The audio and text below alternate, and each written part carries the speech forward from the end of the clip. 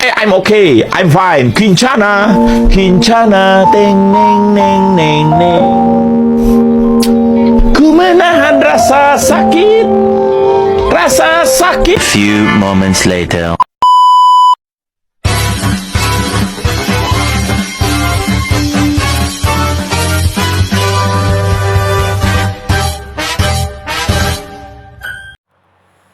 Assalamualaikum warahmatullahi wabarakatuh. Perkenalkan, nama saya Dewi Candarawati, kelas A Program Studi Tadris Ilmu Pengetahuan Alam. Baik, di sini saya akan membahas tentang Pancasila sebagai dasar negara, ideologi, HAM, demokrasi Pancasila, serta implementasi demokrasi Pancasila dalam kehidupan berbangsa dan bernegara. Poin pertama di sini membahas tentang Pancasila sebagai dasar negara Indonesia. Pancasila adalah dasar negara Indonesia yang ditetapkan pada tanggal 18 Agustus 1945, yang mana terdiri dari 5 sila yang menjadi pedoman bagi kehidupan berbangsa dan bernegara. Sila pertama berbunyi Ketuhanan yang Maha Esa, yang artinya mengakui adanya Tuhan dan menjamin kebebasan beragama. Yang kedua, kemanusiaan yang adil dan beradab, yakni menghargai hak asasi manusia dan keadilan. Yang ketiga, persatuan Indonesia, yakni menjaga persatuan dalam keagamaan budaya dan suku bangsa. Yang keempat, kerakyatan yang dipimpin oleh hikmat kebijaksanaan dalam permusyawaratan perwakilan, yakni mengutamakan demokrasi melalui musyawarah. Yang kelima, keadilan sosial bagi seluruh rakyat Indonesia, yakni menciptakan kesejahteraan dan keadilan sosial. Jadi, Pancasila ini berfungsi sebagai pedoman hukum, kebijakan, dan pemersatu bangsa yang beragam. Poin yang kedua membahas tentang Pancasila sebagai ideologi bangsa Indonesia. Ideologi bangsa Indonesia yang menjadi pedoman dalam kehidupan bermasyarakat dan bernegara diantaranya yang pertama, pandangan hidup, yakni menjadi acuan moral dan etika dalam kehidupan sehari-hari. Yang kedua, pemersatu bangsa, yang artinya menyatukan keagamaan suku, agama, dan budaya di Indonesia. Yang ketiga, demokrasi dan keadilan, yakni menekankan demokrasi musyawarah dan keadilan sosial. Yang keempat, landasan kebijakan negara, yakni menjadi dasar dalam pembuatan undang-undang dan kebijakan. Jadi, sebagai ideologi terbuka, Pancasila ini dapat berkembang sesuai zaman tanpa mengubah esensi dasarnya. Selanjutnya membahas tentang HAM dan penerapan di Indonesia. Apa itu HAM? HAM adalah hak dasar setiap individu yang tidak dapat dicabut. Di Indonesia, HAM juga diakui dan dilindungi oleh Undang-Undang Dasar 1945 dan berbagai undang-undang. Baik, secara ringkas saja, prinsip-prinsip HAM terdiri dari universal, adil, setara, dan non-diskriminatif. Penerapan HAM meliputi konstitusi, yakni diatur dalam pasal 28A strip 28J Undang-Undang Dasar 1945. Yang kedua, perundang-undangan, yakni Undang-Undang Nomor 39 Tahun 1999 tentang HAM. Yang ketiga, lembaga, yakni Komnas HAM untuk pengawasan dan penegakan. Yang terakhir, perlindungan kelompok rentan, yakni perlindungan khusus bagi anak-anak, perempuan, dan difabel. Namun, tantangannya meliputi pelanggaran HAM, kesenjangan hukum, dan diskriminasi masih menjadi kendala dalam penerapan yang optimal. Selanjutnya membahas tentang demokrasi dan penerapan di Indonesia. Demokrasi di Indonesia. Apa itu demokrasi? Demokrasi adalah sistem di mana kekuasaan berada di tangan rakyat. Di Indonesia, demokrasi itu diatur dengan beberapa prinsip dan penerapannya. Di antaranya, prinsip demokrasi meliputi kedaulatan rakyat, yang artinya kekuasaan tertinggi di tangan rakyat.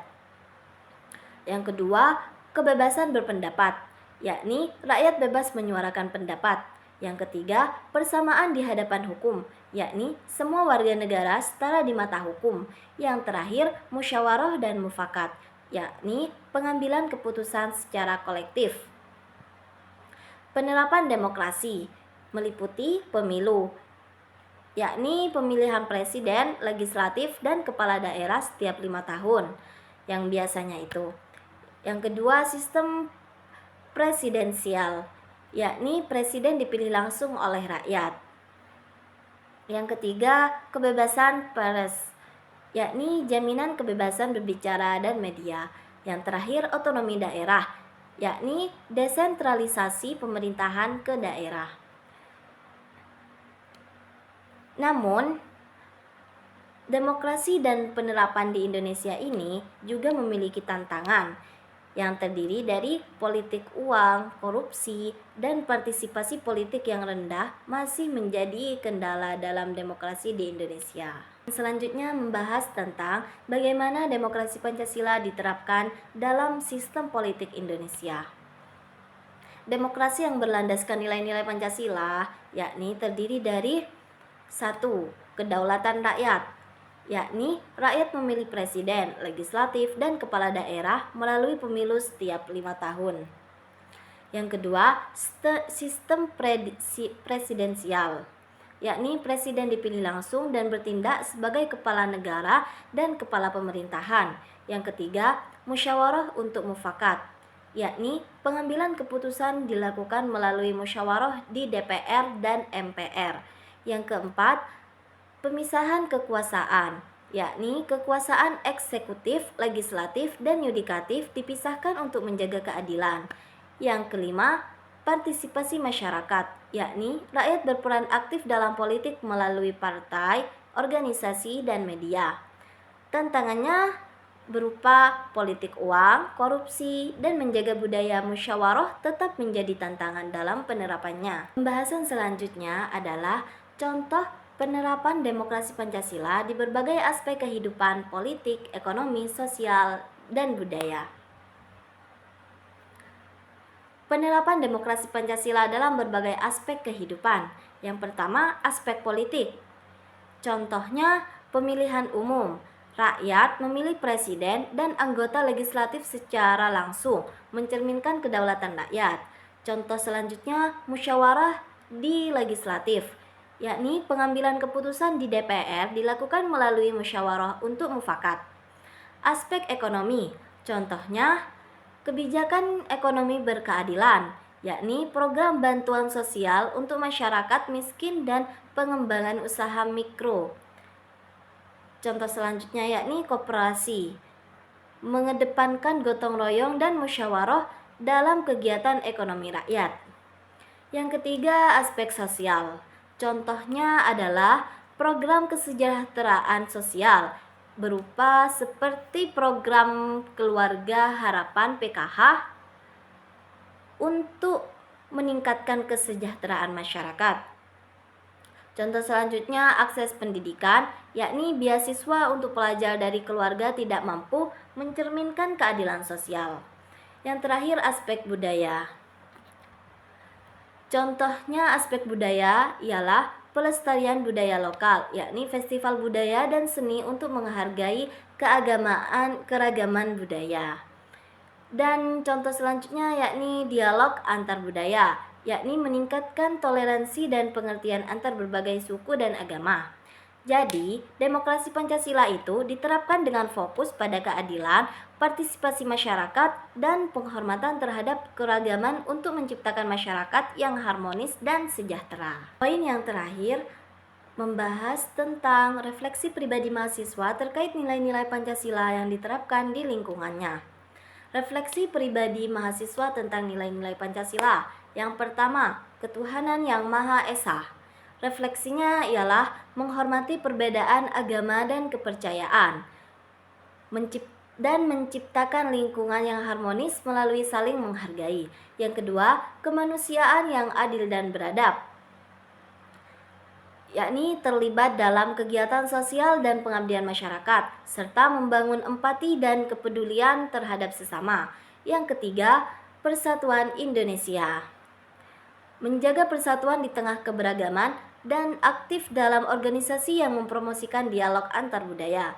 Yang keempat, kerakyatan yang dipimpin oleh hikmat kebijaksanaan, yakni menghargai pendapat orang lain melalui musyawarah, dan meningkatkan kemampuan komunikasi dan negosiasi.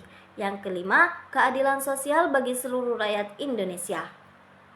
Memperjuangkan hak-hak mahasiswa dan keadilan di kampus, serta mengadakan advokasi dan diskusi tentang isu sosial. Jadi, nilai-nilai Pancasila ini menjadi landasan moral dan etika dalam membangun karakter dengan menerapkannya. Saya berkontribusi positif kepada masyarakat dan bangsa. Sekian presentasi yang dapat saya sampaikan, kurang lebihnya saya mohon maaf. Wassalamualaikum warahmatullahi wabarakatuh.